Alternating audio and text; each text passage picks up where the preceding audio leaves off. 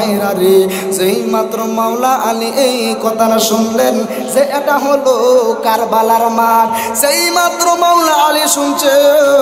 মাওলা আলী শোনার পরে মাওলা আলী হঠাৎ করে ঘোড়া থেকে নেমে গেলেন। মাওলা আলী দুইটা চক্ষু বায়া বায়া পানি পড়তেছে। মাওলা আলী চিৎকার মাইরা মাইরা কাঁদতেছে রে বাবা।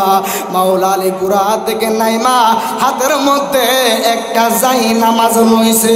চিৎকার মেরে মহব্বতে বলতে পারবেননি আল্লাহু আকবার।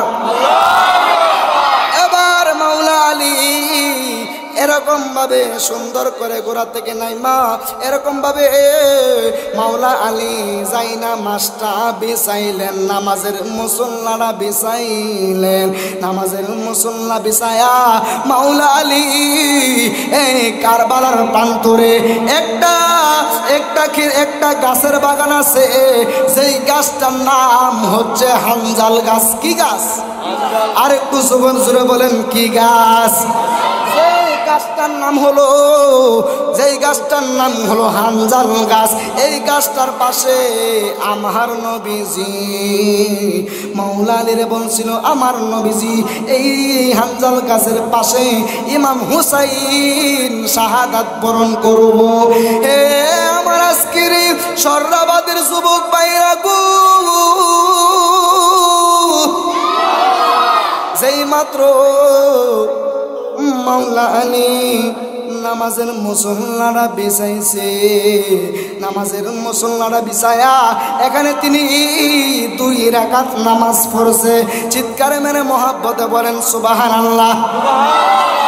অনেকে আমারে প্রশ্ন করবেন, ও হুজুর মাওলা আলী কি তিনি কোন ওয়াক্তের নামাজ পড়ছিনি?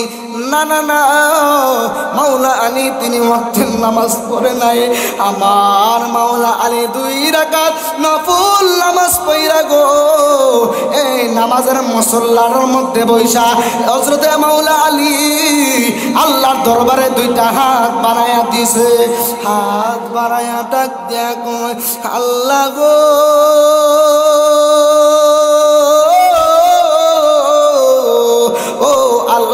মাবুদ আল্লাহ গো, আমি তোমার মাসুককে জানেননি?